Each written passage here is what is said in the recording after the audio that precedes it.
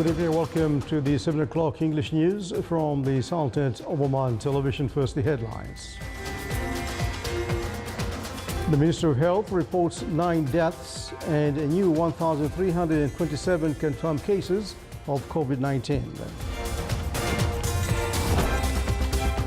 The National Serological Survey of COVID-19 continues in various wilayas of the Sultanate.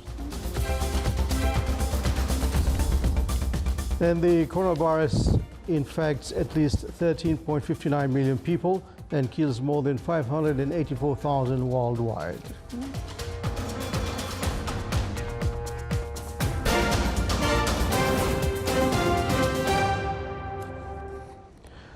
Those are the headlines, and now the news in detail. The Minister of Health announced 9 deaths, cases of COVID-19 and 1,327 new confirmed cases, which brings the total number registered in the Sultanate to 62,574, including 290 deaths. The Minister of Health stresses that 40,090 cases have been recovered. Back to work is a step of hope for the best to come. Here are the instructions that will protect you from coronavirus.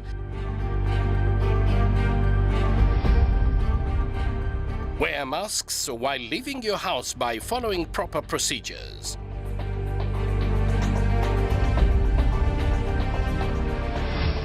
Keep a physical distance of at least 2 meters away from others. Follow the main hygienic procedures of washing or sanitizing hands from time to time. Avoid using elevators as much as possible, and if you have to use it, ensure less number of people to guarantee physical distance from one another. Gatherings at entrances, waiting rooms, offices, meeting halls and prayer places are forbidden. If you have any symptoms of the disease, immediately contact the bodies concerned specified by the Minister of Health. By adhering to these instructions, it will assist you in preventing from contracting the COVID-19. Stay safe.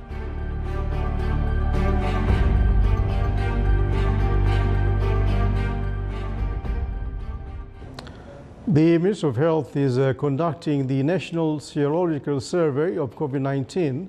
This serial cross-sectional survey covers all wilayas of the Sultanate. It is conducted in 4 rotations over 10 weeks, 5 days each round with interval of 2 weeks. The total number of participants will be approximately 20,000. The national survey aims at measuring the prevalence of COVID-19 infection in the Omani society as part of the national strategy of tackling this pandemic for the upcoming period. The outcome of the survey will be used as an indicator to lift the restrictions on movements and reopen closed services in the country.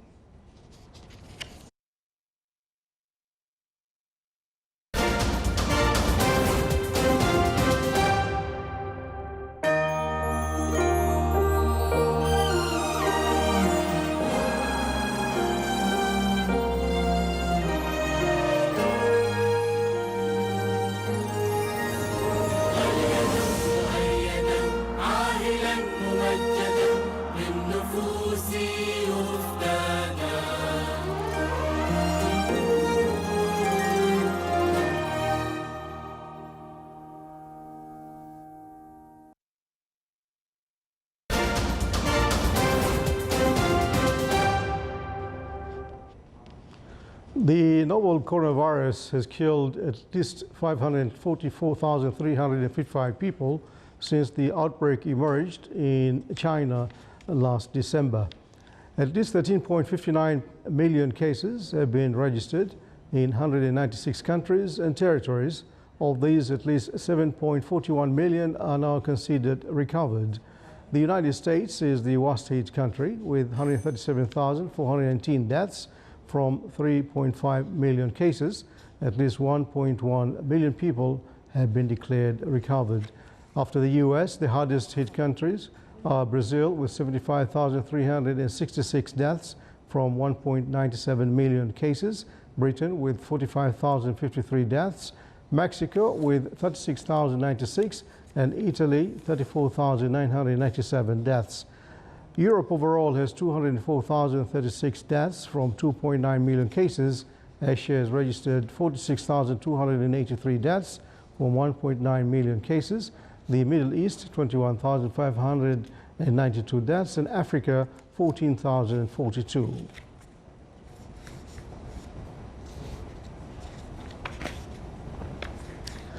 Ethiopia has told Sudan that news reports that it had started filling the Grand Ethiopian Renaissance Dam reservoir on the Blue Nile were incorrect.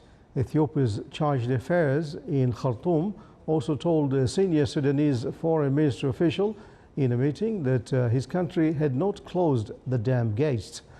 Ethiopian Water Minister Selassie Bekele said yesterday in a televised comments that the filling of the dam doesn't need to wait until the completion of the dam. Its envoy said in Addis Ababa is committed to continue African Union-sponsored talks with Sudan and Egypt over the dam. Earlier this week, talks between the three nations to regulate the flow of water from the dam failed to reach agreement. Sudan and Egypt both fear the $4 billion hydroelectric dam could lead to water shortages in their own nations. The project has raised concerns in Egypt that already limited Nile waters will be further restricted. The Blue Nile is a tributary of the Nile from which Egypt gets 90% of the fresh water.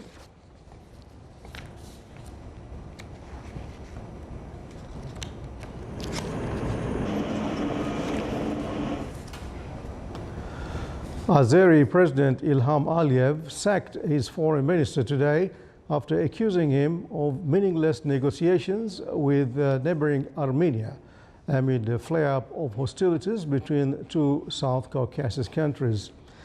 11 Azeri soldiers and civilian and 4 Armenian servicemen have been killed in border clashes between two former Soviet countries that fought a war in 1990s over the mountainous Nagorno-Karabakh region.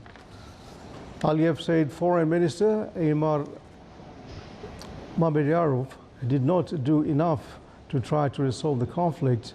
Mamedyarov has been Foreign Minister since April 2004. Two South Caucasus countries have long been in conflict over Azerbaijan's breakaway, mainly ethnic Armenian region of Nagorno-Karabakh. But the latest flare-ups broke out around the Turkish region in northeast Armenian or Tavush region in northeast Armenia, some 300 kilometers from the enclave. Ethnic Armenians in Nagorno-Karabakh declared independence during a conflict that broke out as the Soviet Union collapsed in 1991.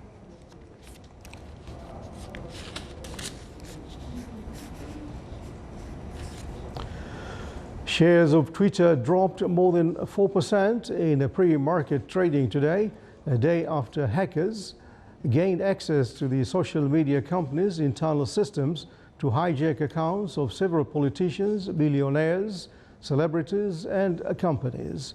Hackers infiltrated the Twitter handling accounts of US presidential candidate Joe Biden, reality TV star Kim Kardashian, former US President Barack Obama, and billionaire Elon Musk to solicit digital currency, raising major concerns about security on the widely used platform. Twitter said hackers targeted employees with access on its internal system and used this access to take control of many highly visible, including verified accounts, and tweet on their behalf. Other high-profile accounts that were hacked included rapper Kanye West, Amazon founder Jeff Bezos, investor Warren Buffett, Bill Gates, and corporate accounts of Uber and Apple. Several accounts of cryptocurrency-focused organizations were also hijacked.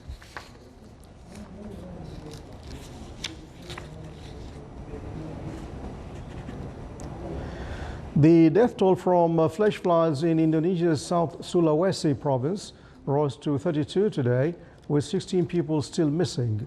Rain continued to fall as hundreds of rescues searched today for the missing villagers. The floods began on Saturday evening, with heavy rains caused 3 rivers to overflow. The 6 sub-districts affected by the floods are far from the provincial capital, Makassar, and rescuers were hampered by thick mud covering the roads that made the areas difficult to reach. Heavy rains caused frequent flash floods and landslide in Indonesia, where millions of people live in mountainous areas or near flood plains.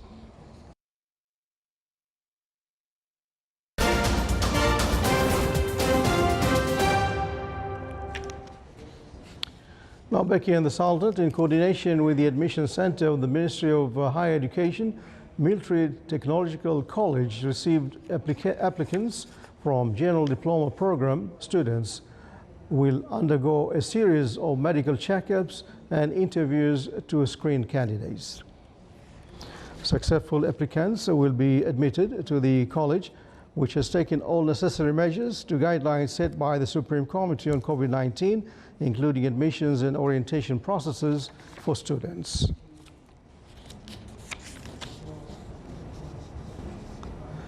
The banking sector in the Sultanate witnessed a decline in profits during the first half of the current year due to the economic impacts of coronavirus COVID-19 pandemic. Bank Muscat announced the unaudited preliminary financial results for the first ended 6 months. The bank achieved a net profit of 69.56 million Omani Rials compared to a net profit of 93.65 million Rials for the same corresponding period in 2019, with a decrease by 25.7%. The interest income from the conventional banking activities and income from Islamic financing amounted to 160.53 million Rials compared to 159.02 million for the same period last year.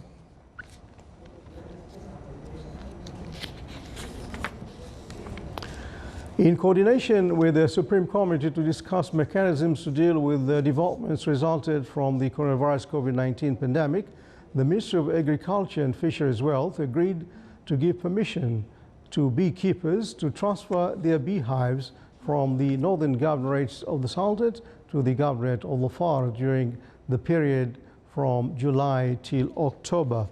The move came upon the request of beekeepers to benefit from the climate and nature of the governorate during this period of the year, to feed their bees with nectars of various plants well known in the mountains of Dhofar and make them produce more honey that achieves good economic benefits for beekeepers.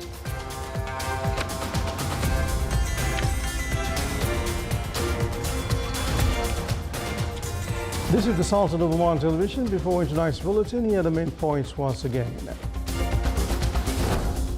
The Minister of Health reports 9 deaths and new 1,327 confirmed cases of COVID-19.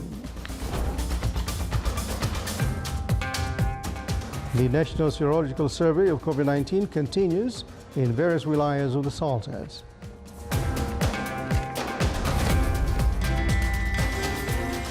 And the coronavirus infects at least 13.59 people and kills more than 584,000 worldwide. And with that, we come to the end of tonight's news bulletin. From all of us here in the newsroom and the studios, have a good weekend. Good night.